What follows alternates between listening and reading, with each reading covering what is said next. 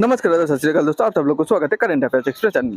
तो गाइस देखिए, आप सब लोग को पता है कि इंडिया पे जो G20 समिट होने वाला है, G20 जो समिट है वो वर्ल्ड का सबसे बड़ा समिट है होता है, क्योंकि इसमें वर्ल्ड का जो 20 बेस्ट 20 कंट्रीज है, मतलब जो इकोनॉमिकली और हर तरीके हर साइड से पावरफुल है, ठीक है, वो कंट्री का एक समिट होता है जिसमें कनाडा रहता है, यूएसए रहता है, वेस्ट का बहुत बड़े बड़े country, Germany, France, India, China, ये सब कंट्री, ब्राजील, बड़े बड़े कंट्री रहते हैं। चाइना का जो शी जिनपिंग है वो ब्रिक्स समिट अटेंड किया था लास्ट मंथ पे, अगस्त पे, पर इंडिया का G20 समिट पे वो आने के लिए मना कर दिया। ओके, बोला है कि मैं अटेंड नहीं करने वाला। ओके, उसका चाइना का थोड़ा पॉलिटिकल सिस्टम समझा देता हूँ। जैसे इंडिया पे देखिए, अब स्टेट लेवल पे, राज्य पे बहुत सारे छोटे छोटे पार्टी देखेंगे, ठीक है। सेंट्रल लेवल पे बहुत 2 पार्टी है, उसमें छोटे छोटे पार्टी भी एक साथ कोलैबोरेट करके एक सिंगल ग्रुप बना सकता है।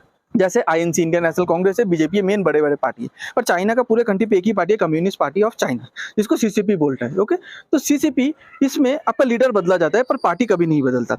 और इसमें सबसे डेंजरस बात क्या होता है पता है? जैसे देखिए, ये तो भारतीय जनता पार्टी का आज मतलब रूलिंग पार्टी है इंडिया पे। इसका जो प्रेसिडेंट कौन है? जेपी नड्डा है, ठीक है। और जेपी नड्डा रूलिंग पार्टी का प्रेसिडेंट है। पर इसका मतलब ये नहीं कि जेपी नड्डा कंट्री का प्राइम मिनिस्टर या प्रेसिडेंट है। पर चाइना का जो कम्युनिस्ट पार्टी है, उसमें जो प्रेसिडेंट है, पार्टी का जो प्रेसिडेंट है वो शी जिनपिंग है, और पार्टी का जो प्रेसिडेंट होता है वही कंट्री का प्रेसिडेंट बन जाता है, ठीक है। और चाइना पे पार्टी बदलता नहीं है ना, तो ये सबसे बड़ा डेंजरस बात है, क्योंकि कोई भी एक चिंताधारा, आइडियोलॉजी होता है पार्टी का, अगर वो आइडियोलॉजी आपका पसंद नहीं है तो आप वो पार्टी को हटा के दूसरे पार्टी ला सकते हो, तो दूसरे प्रेसिडेंट या दूसरे प्राइम मिनिस्टर आ जाएगा। पर चाइना का पार्टी को हटा नहीं सकते, प्रेसिडेंट को हटा सकते हो, मतलब इंसान चेंज होगा, वो भी पार्टी के अंदर वोटिंग होता है, आप खुद से जाके वोट नहीं डाल सकते, ठीक है। मतलब आपका आइडियोलॉजी चेंज होगा ही नहीं, क्योंकि पार्टी सेम है। उसमें जो भी इंसान आएगा वो पार्टी का आइडियोलॉजी उसको फॉलो करना पड़ेगा, पार्टी का चिंताधारा ही उसको फॉलो करना पड़ेगा।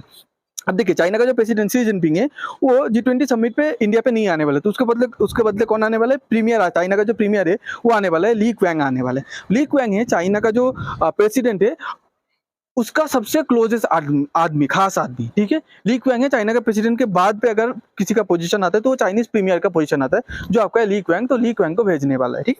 उसके बाद आपको अभी आते मतलब, पर चाइना ने कुछ ऑफिशियली जवाब नहीं दिया कि क्यों नहीं आ रहा है। ओके, पर क्या क्या पॉसिबल रीजन हो सकता है, क्या क्या कारण हो सकता है कि चाइना का जो शी जिनपिंग, चाइना का जो प्रेसिडेंट शी जिनपिंग, वो G20 समिट में नहीं आने वाला? तो ठीक है, नंबर 1 रीजन हम लोग जानते हैं, ब्रिक्स समिट। ब्रिक्स जो हम लोग का जो ग्रुप है, जिसमें इंडिया भी, आप सब लोग को पता है, तो ब्रिक्स समिट में चाइना ने, शी जिनपिंग ने, चाइना का प्रेसिडेंट ने एक नैरेटिव दिया है कि ईस्ट इज राइजिंग। ईस्ट मतलब हम लोग, मतलब इंडिया, चाइना, इसको ईस्ट बोलते हैं। और वेस्ट मतलब जैसे यूरोप, पूरा यूरोप हो गया, उसके बाद कनाडा हो गया, यूएसए हो गया, मेक्सिको हो गया, ये सब पूरा ईस्ट बोलते हैं। तो बोलते हैं east is, west is falling, east is rising, मतलब ईस्ट बढ़ रहा है और वेस्ट धीरे धीरे गिर रहा है। अब जब चाइना इतना ओपनली, चाइना का प्रेसिडेंट इतना ओपनली ईस्ट मतलब वेस्ट के खिलाफ इतना कुछ बोल रहे हैं, और G20 में मोर देन 10 कंट्री, मतलब मोर देन 50% कंट्री तो वेस्ट से ही आता है, तो कैसे फेस करेगा उन लोग को जब उन लोग के खिलाफ इतना बोल रहा है? ओके, ये एक रीजन है। सेकंड रीजन क्या है? चाइना में बहुत डोमेस्टिक इशू चल रहे हैं। जैसे चाइना के खिलाफ, चाइना के प्रेसिडेंट के खिलाफ अपने पार्टी के अंदर ही बहुत गुस्सा है, बहुत बगावत चल रहा है, ठीक है। उसके बाद और एक सबसे बड़ा रीजन क्या है? आपको पता है कि चाइना का जो इकोनॉमी स्लो हो रहा है, चाइना का बड़े बड़े बैंक फेल कर रहा है, ठीक है, तो ये भी एक रीजन है। ओके, नंबर 3, चाइना का जो प्रेसिडेंट है उसका हेल्थ इशू। चाइना का जो प्रेसिडेंट है उसको एक हेल्थ इशू है, वो हेल्थ इशू का नाम है सेरिब्रल एन्यूरिज्म। सेरिब्रल एन्यूरिज्म क्या होता है? आपका जो स्कल है ना, स्कल से ब्रेन तक एक नर्व होता है, वो नर्व बहुत जब वीक हो जाता है, उसमें ना ब्लड जमा होने लगता है, और वो नर्व कभी भी फट सकता है, ठीक है, कभी भी वो ब्लड लीक हो सकता है, जो बहुत ही फैटल है, जो बहुत ही डेंजरस सिचुएशन है, उसको बोलते हैं सेरिब्रल एन्यूरिज्म। तो चाइना का प्रेसिडेंट को ये हेल्थ इशू प्रॉब्लम है, ये भी हो सकता है। उसके बाद देखिए, इंडिया क्या है? इंडिया पे G20 समिट हो रहा है, जो आज तक जिंदगी में कभी नहीं हुआ इंडिया में। तो इंडिया पूरे वर्ल्ड का लाइमलाइट पे आ रहा है, इंडिया फेमस हो रहा है, इंडिया को पूरा दुनिया पहचान रहा है, सबको इंडिया इंडिया कर रहा है। और इंडिया चाइना का जो आर्क राइवल है, ठीक है, US, United state of America, उसके क्लोज जा रहा है, ठीक है। और इंडिया चाइना का साउदर्न नेबर है ना, साउथ साइड पे सबसे क्लोजेस्ट नेबर है, और उसका इंडिया का इकोनॉमी इतना बड़ा है, सब देश इंडिया का तारीफ कर रहे हैं। मोदी ने इंडिया पे इन्वेस्ट करने बोला, चाइना से विड्रॉ करने बोला। ओके, और जब इंडिया की इकोनॉमी इतना बढ़ रहा है, चाइना की इकोनॉमी इतना धीरे धीरे स्लो हो रहा है, तो चाइना के अंदर एक जेलसी फीलिंग आ रहा है, ठीक है, तो ये भी एक रीजन हो सकता है। 5वां रीजन देखिए, ties between India and China trouble due to border issue. आपको पता है कि बॉर्डर में चाइना और इंडिया का लास्ट मतलब 3-4-5 साल से स्टैंड ऑफ चल रहा है, बॉर्डर इशू सॉल्व नहीं हो रहा। तो चाइना इंडिया पे आएगा तो इंडिया सबके सामने बॉर्डर इशू के बारे में क्वेश्चन करेगा, चाइना का जो एग्रेशन चल रहा है बॉर्डर पे उसको क्वेश्चन करेगा। तो चाइना खुद को जलील नहीं हो, मतलब ये नहीं चाहता कि चाइना का प्रेसिडेंट जो शीर्ष नेता है वो सबके सामने मतलब ऐसे जलील हो, उसको ये सब क्वेश्चन का सामना करना पड़े, इसलिए भी नहीं आना चाह रहे। उसके बाद बीजिंग कुछ दिन पहले, चाइना का जो राजधानी है बीजिंग, कुछ दिन पहले एक स्टैंडर्ड मैप रिलीज किया। वो मैप पे क्या है पता है?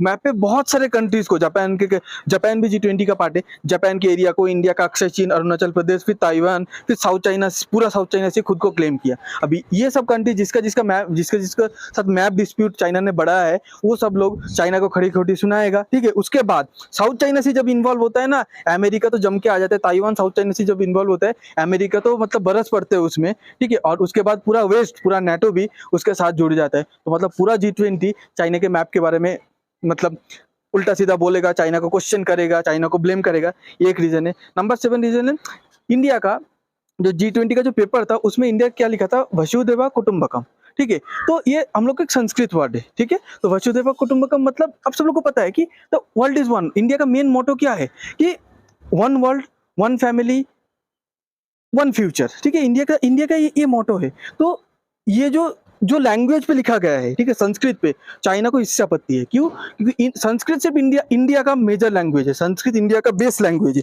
तो संस्कृत पूरे दुनिया पे मतलब उभरते हुए आ रहे हैं, मतलब इंडिया पूरे दुनिया पे उभर रहे हैं, इसीलिए चाइना को ये लैंग्वेज से भी प्रॉब्लम है। वसुधैव कुटुंबकम अगर तुम शायद इंग्लिश पे लिख देते तो शायद चाइना को उतना प्रॉब्लम नहीं होता, पर ये संस्कृत वर्ड है, संस्कृत पे लिखा गया, चाइना को बहुत मिर्ची लग गया है, ठीक है, क्या कर सकते हैं। उसके बाद नंबर 8 है व्लादिमीर पुतिन। आपको पता है यूक्रेन पे बहुत एग्रेशन किया, तो व्लादिमीर पुतिन अगर G20 में आएगा तो पूरा वेस्ट उसको बहुत मतलब जलील करेगा, सबके सामने उल्टा सीधा सुनाएगा, बहुत क्वेश्चन करेगा, बहुत ब्लेम करेगा, एलिगेशन करेगा, ठीक है। और इंटरनेशनल क्रिमिनल कोर्ट का भी आदेश है कि व्लादिमीर पुतिन कोई भी कंट्री पे जाता है तो कंट्री में से उसको अरेस्ट करो। इंडिया से नहीं कर पाएगा क्योंकि इंडिया इंटरनेशनल क्रिमिनल कोर्ट का मेंबर नहीं है, ठीक है। पर ये सब की वजह से, और उसके बाद व्लादिमीर पुतिन का एक इंटरनल इशू, उसके रशिया के अंदर इंटरनल इशू चल रहा है, तो वो इशू के लिए थोड़ा सिक्योरिटी रीजन के लिए भी व्लादिमीर पुतिन भी नहीं आ रहा है G20 समिट पे, ओके। तो चाइना शायद व्लादिमीर पुतिन नहीं आ रहा है तो मैं भी नहीं आऊंगा, हम दोनों दोस्त से भाई सॉलिडेरिटी दिखाना चाहता है, इसीलिए ये भी एक रीजन हो सकता है। तो आप सब लोग को ये वीडियो आशा करते हो समझ में आया है तो प्लीज शेयर कीजिए, लाइक कीजिए, सब्सक्राइब कीजिए। और आपको चाइना की मूव के बारे में क्या लगता है प्लीज कमेंट बॉक्स में कमेंट कीजिए। आप सब लोग को बहुत बहुत धन्यवाद अपना कीमती टाइम देने के लिए। Thank you.